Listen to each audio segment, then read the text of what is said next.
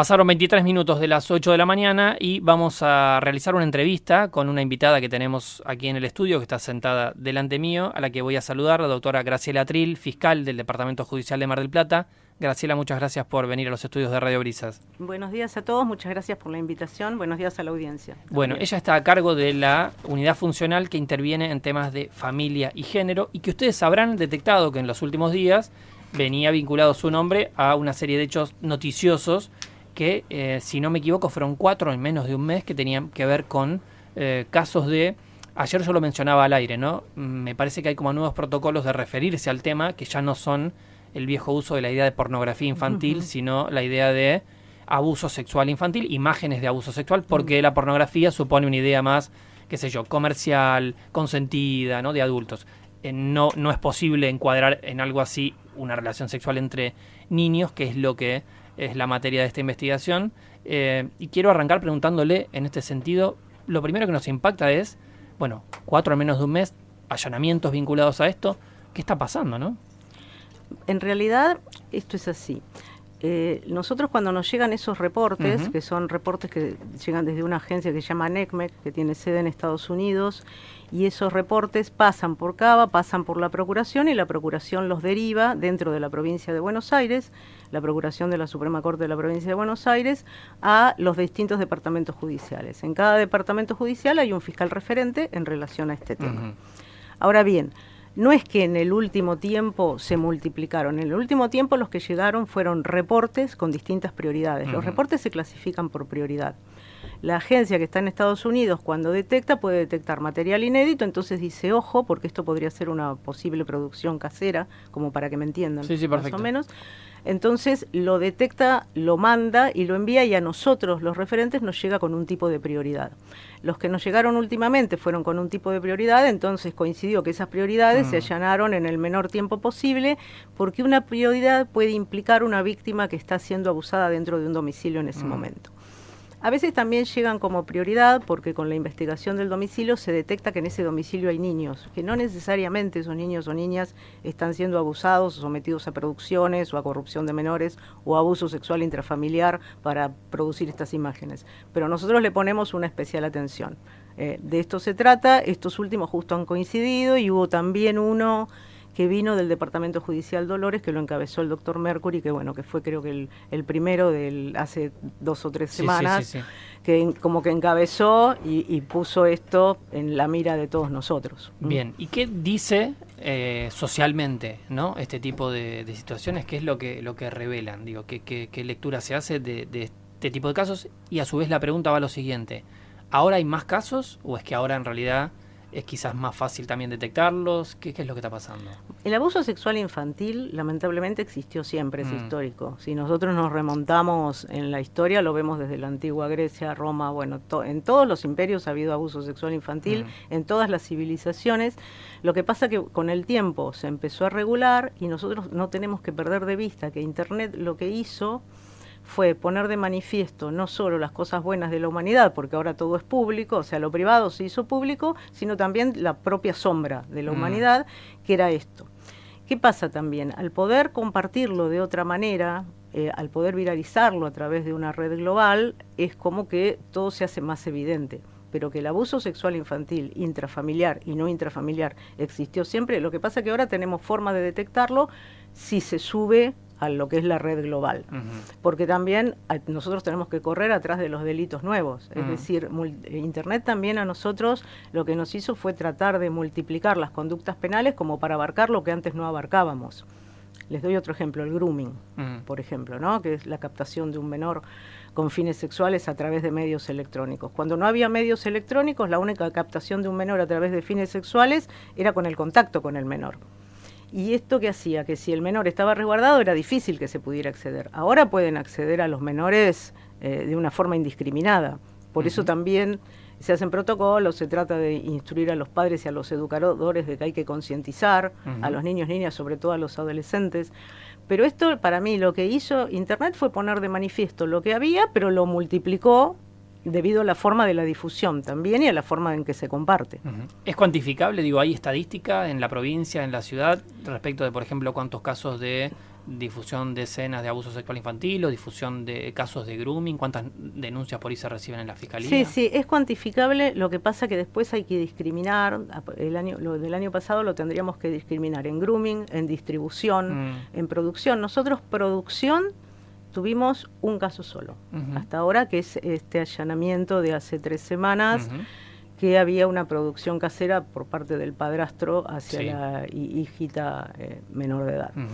Pero después lo que se ve es producción en otros países y difusión. Y distribución o compartirse, en general es a través de estas redes peer-to-peer o de otra forma que tienen las personas que tienen esta parafilia, porque, a ver, este gusto sexual es una desviación de la conducta sexual que tiene una persona, ¿no? La normalidad, por llamarlo de alguna manera, no es que a los adultos nos gusten las niñas y los niños. Claro. Pero esa conducta como parafilia dentro de la humanidad existe desde que existe la humanidad. Esto es así, lamentablemente. ¿Qué otras temáticas aborda la Fiscalía y en este momento son una problemática sobre las que se pone mucho el foco también? Nosotros también, la Fiscalía es una unidad de intervención en violencia y la familia y género. O sea, el tema de la violencia de género, no les voy a explicar, ha estado en el foco desde hace ya muchos años, que se ha tratado de abordar de otra manera, sobre todo en el tema con las víctimas y en el tema de la prueba. Antes era una temática que en realidad no se consideraba que se pudiera llegar a abordarla hasta llegar a un debate oral, como ahora ocurre, porque era una temática a puertas cerradas y los protocolos de la prueba eran más rígidos antes.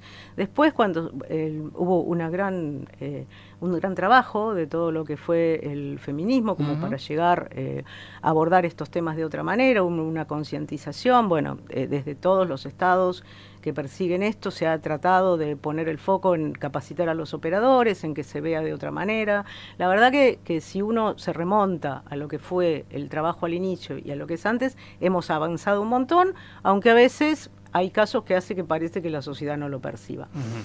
También creo que se ha avanzado mucho en cuanto a la concientización, porque esto es un fenómeno social, o sea, nosotros lo abordamos como operadores y después tenemos una víctima y después tenemos un imputado, pero esto es una matriz colectiva que hay que abordar, o sea, no se ejerce violencia en la familia y en cuestiones de género, no se ejerce violencia contra nadie, tampoco, en definitiva. Es lo mismo que el maltrato infantil, que antes estaba naturalizado y bueno, el padre tenía, sobre todo porque siempre la sanción era tema del padre, la facultad de castigar al hijo, si eso era necesario. Ahora esto se aborda de una manera completamente distinta. Yo creo que con los avances de la sociedad tendríamos que tender a que esto se fuera diluyendo. No creo que lo vea yo, pero lo que digo es que si comparo a cómo estábamos hace 15 años atrás y cómo estamos ahora, se ha avanzado en cuanto al abordaje y se ha avanzado en cuanto a la concientización, lo vemos todo el tiempo. Ahora que seguimos teniendo muchas causas, sí, el año pasado tuvimos, de esta temática somos 2 fiscales, cerca de 3.000. 3.000 denuncias de violencia dentro de la familia y de violencia de género. O sea, de hecho se ha modificado la ley hace unos años, se agravan las lesiones y son en producto de un conflicto de violencia de género, se agravan por el vínculo, pero la ley penal únicamente no alcanza. Esto tiene que ser... O sea, que hoy los instrumentos legales que existen cubrirían el universo de delitos posibles o de situaciones posibles.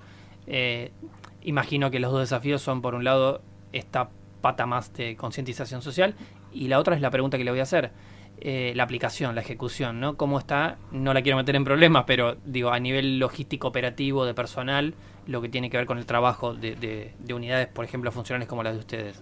No es ningún problema responder. O sea, siempre en general nosotros corremos atrás de las causas y siempre los recursos nos parecen escasos. El desafío es, con el recurso que tenemos, poder dar respuesta en la medida de lo posible. Por eso también se hace como vamos priorizando los casos, como una especie de triage, por decirlo de alguna manera, como hacen en las clínicas. O sea, los casos más graves se le presta mayor atención, hay casos que a lo mejor se pueden abordar con otros remedios que no sean los meramente punitivos, porque después también está esa pregunta. ¿Alcanza únicamente la sanción punitiva como para que no se vuelva a generar un tipo de conflicto de esa naturaleza entre 2 personas, o alcanza para ese caso concreto y después a lo mejor la persona va a tener otro conflicto de esa naturaleza? O sea, es un tema que es bastante más profundo, no se limita únicamente a un delito como sería un robo, porque además hay entre víctima y victimario existe una relación previa y de afecto que muta como todas las relaciones humanas. Eso también lo tenemos que tener en cuenta, que es lo que por ahí muchas veces se objeta. Bueno, pero ves, hizo la denuncia y ahora retorna ahí, pero tiene toda una vida ahí dando vuelta. Los dos tienen toda una vida dando vuelta.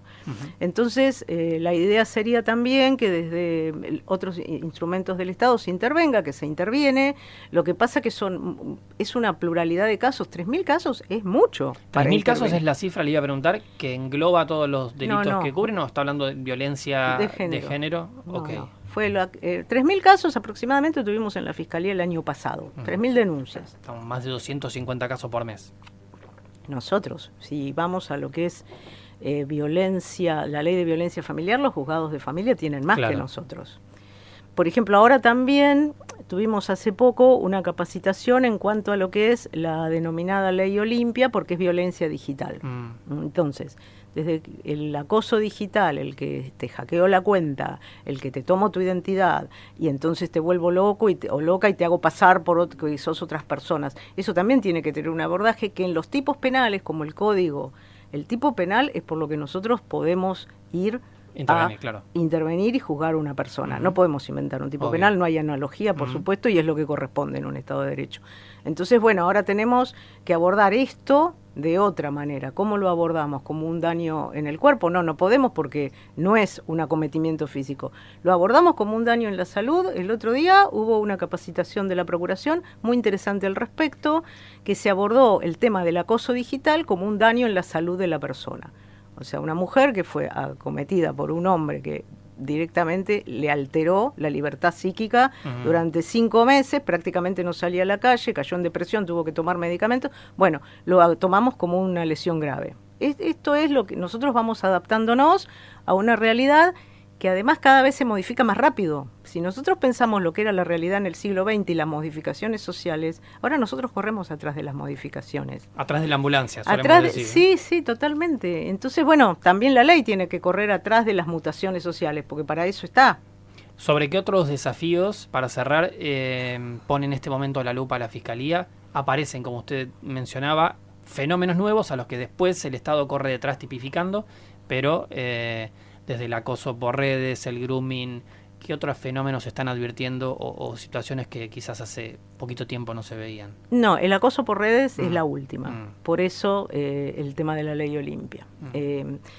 Esta situación de no acosar desde el punto de vista físico, como era antes, o no perseguir o no amenazar con un arma, pero alterar de tal manera a una persona en su vida cotidiana que tiene que cambiar totalmente lo que hacía como para poder adaptarse, y esta mujer terminó metida en la casa, ploteando las ventanas, sin querer salir a la calle y sin querer ir a trabajar, porque donde abría un dispositivo o donde miraba sus redes, estaba siendo acosada por esto. Y esto se extendió durante 6 meses.